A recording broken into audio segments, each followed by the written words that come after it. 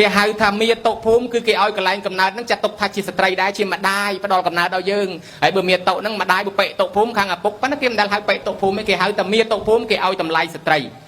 កូនដែលកើតមកស្រឡាញ់ម្ដាយជាងឪពុកដបងគេឪពុកលួងមិនស្ងៀមប៉ុន្តែម្ដាយលួងស្ងៀមមកពីហេតុអីអានឹងដោយលោកអាចារ្យថាសុំទានជ្រាបសុំជំរាបលោកមេបាចុះមិនក៏មិនថាលោកបាមេមិនទៅថាលោកមេបាមេនឹងស្ត្រីបានឹងប្រុសមេនឹងម៉ែបានឹងឪពុកហើយចុះមិនក៏បានជាថាមេមុនបាបានជាគេឲ្យតម្លៃមេមុនបាគេថាស្ត្រីនឹងមានចំណុចពិសេសលើសបរោះនឹង4 5យ៉ាងដែលគេអត់មានទី1ស្ត្រីដឹងខ្លួនថាមានបុត្រមកចាប់បដិសន្ធិមុនប្រុសម្ដាយដឹងមុនឪពុកអត់ដឹងទេទី2ពោះរបស់ម្ដាយនឹងជាសន្តាគារជាផ្ទះសនៈជាអូតែលផ្ទុកមនុស្សបានម្នាក់2នាក់3នាក់មានតយោខ្យល់អុកស៊ីហ្សែនតយោចង្ហាន់តយោចំណីអាហារតយោចេញតយោចូលអាចឲ្យកូនដេកនៅនឹងមានក្រែមានពុកមានខ្នើយមានមុងមុះអត់អាចខំបានទៀតដូច្នេះហើយក្នុងពោះម្ដាយនឹងជាបន្ទប់សម្រាប់ឲ្យកូនស្នាក់នៅហើយឪពុកគ្មានទេណាញោមអត់ដែលមានពោះដាក់កូនបានទេអញ្ចឹងឈ្នះទៀតហើយដល់តែម្ដាយនឹងប្រសូតបុតបានមកហើយម្ដាយមានម៉ាស៊ីនផលិតចំណីអាហារចិញ្ចឹមកូនបានបេះតែស្លឹកសាវម៉ាវស្លឹកបាសស្លឹកតកូនស្ងោក៏មានទឹកដោះចិញ្ចឹមកូនដែរហើយបើឪពុកយើងអត់មានទឹកដោះចិញ្ចឹមកូនទេអត់មានម៉ាស៊ីនផលិតចំណីអាហារទេគាត់មានលក្ខណៈពិសេសមួយទៀតហើយអង្កាលពីនៅក្នុងផ្ទៃហ្នឹងគាត់ហូបចំណីទៅចែកឲ្យកូនគាត់ហូបនំទៅចែកឲ្យកូនគាត់ហូបសារាទៅកូនសបឹងដែរគាត់ជក់បរិយទៅកូនហ្នឹងងើវិលមុខដែរកើតមកចេះជក់បរិយតែហ្មងហើយដល់ម៉ែហ្នឹងដើរលេងមើលអសមើលសភៅមើលរឿងទៅកូនហ្នឹងក៏វាចេះមើលដូចម៉ែដែរកើតមកចេះអសចេះអីឆាប់រៀនឆ្លាតកាត់អញ្ចឹងអ្វីដែលម៉ែហូបទៅតាំងពីថ្នាំតាំងពីស្រាតាំងពីបាយតាំងពីទឹកយកទៅចែកឲ្យកូនដែរបែងចំណែក2ហើយមួយទៀត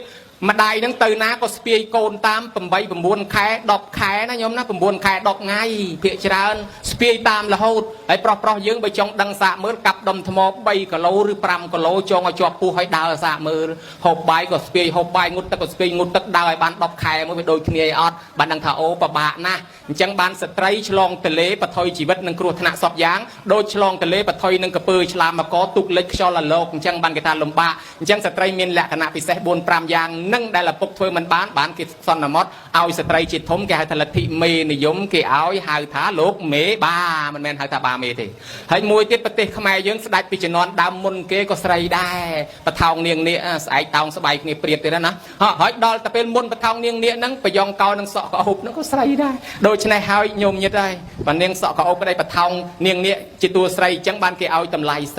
ត្រីនេះគឺជារបស់ដែលមានតម្លៃធំសំបីនៅក្នុងប្រទេសអឺរ៉ុបនៅក្នុងប្រទេសបារាំងគេធ្វើរូបស្រីធំហើយគេដាក់ស្រី3កូនពរកូនគេដាក់ឈ្មោះថាណោត្រដាមដឡាហ្កាតមានន័យថាម្ដាយឪពុករបស់យើងគេលើកតម្កើងស្ត្រីនៅអាមេរិកពីដើមដែលប្រកាន់មិនឲ្យស្រីចូលកាន់អំណាចចូលធ្វើការរាជការគ្មានសិទ្ធិបោះឆ្នោតគ្មានសិទ្ធិអីប៉ុន្តែឥឡូវនេះស្ត្រីធំជាងបរិសុទ្ធទៀតហ៊ានស្ត្រីប្តឹងបរិសុទ្ធវល់ហើយដូច្នេះគេឲ្យតម្លៃស្ត្រីធំដោយសារស្ត្រីជាមនុស្សជាមេត្តានៃពិភពលោកជាអ្នកបង្កើតសពបែបយ៉ាងអញ្ចឹងហើយបានលើកតម្កើងស្ត្រីនេះយ៉ាងខ្លាំងសម្រាប់ពូជពងខ្មែរយើងឲ្យតម្លៃញោមមិនមែនឲ្យតម្លៃតែស្រីទេប្រុសក៏ឲ្យដែរប៉ុន្តែនិយាយពីស្រីមុនអញ្ចឹងបានជាគេថានៅក្នុងពុទ្ធសាសនាយើងនិយាយពីរឿងវិធុរបណ្ឌិតដែលមានរឿងបណ្ណយៈហើយនឹងនាងអិរន្តវតីនាងវិមលាបានឲ្យនាងអិរន្តវតីនឹងទៅបណ្ណយៈយៈនេះគឺជាយៈកាចសាហាវខូខើជាទីបំផុតប៉ុន្តែដោយសារឲ្យនាងអិរន្តវតីនឹងទៅនៅជាមួយនាងវិបលានឹងផ្ដាំកូនឲ្យពេលកូនទៅនៅខាងប្តីកូនគោរពបប្រតិបត្តិអញ្ចេះកូនធ្វើអញ្ចេះមាយាស្ត្រីមាន40ជាងនឹងកូនកុំឲ្យខុសកូនកុំធ្វើអញ្ចេះកូនត្រូវធ្វើអញ្ចេះនៅក្នុងនឹងដូច្នេះហើយនាងនោះក៏យកទៅបប្រតិបត្តិតាមទីបំផុតអាប្តីជាយៈកាចសាហាវខូខើបំផុតคล้ายទៅជាមនុស្សស្លូតคล้ายទៅជាយៈស្លូតរហូតដល់លើកដៃសាពះអរគុណប្រពន្ធថាខ្ញុំជាយៈកាចខូខើคล้ายទៅជាមនុស្សស្លូតដោយសារប្រពន្ធខ្ញុំជាអ្នកអូសទាញជាអ្នកដឹកនាំពិតជាបុរាណពោលថាសនាបយោងដីស្រីយោងប្រុសមែនអញ្ចឹងហើយបានបណ្ឌិតមើលម៉ៃឃើញរឿងនឹងល្អក៏យករឿងនឹងមកចងក្រងជាច្បាប់ស្រីនិងច្បាប់ប្រុសដូចញោមញាតិធ្លាប់រៀនពីដើមគេដាក់សម្រាប់ខ្មែរកូនខ្មែរកើតមកស្រីគេឲ្យរៀនច្បាប់ស្រីប្រុសគេឲ្យរៀនច្បាប់ប្រុសពាក្យបណ្ដាំទាំងនោះច្រើនណាស់ប៉ុន្តែនិយាយដោយខ្លីឧបមាពី3ម៉ាត់មកដូចពាក្យថា ហើយកូនស្រីស្ងួនមាសម្ដាយក្រណាស់នាងហើយតាមដោយច្បាប់ស្រីក្រមួយមិនបានសម្ដីពាក្យទុនតិចនៃឲ្យញាតចូលចិត្តក្រមួយមិនបានរីគិតឃើញញាតឆ្ងាយចិត្តហៅឡើងឆៃស្លាទោះមានមិនមានក្តីណាពាក្យផ្អែមចរចាទើបគេស្រឡាញ់កុំជួចិត្តស្មោកំណាញ់មិនមានអស់អញនឹងញាតសណ្ដានអស់យោះរបស់ផងបានកើតសុខសេមសានក៏ព្រោះតែកូនស្រីស្រីអាចធ្វើឲ្យទីក្រុងរុងរឿងស្រីអាចធ្វើឲ្យផ្ទះរុងរឿងស្រីជាពលឺនៅក្នុងផ្ទះជាសេរីសួស្តីក្នុងផ្ទះបើកូនធ្វើល្អនឹងរុងរឿងអញ្ចឹងហើយបានជាញោមញាតធ្លាប់រៀនច្បាប់ស្រីដឹងហើយពាក្យទាំងហ្នឹង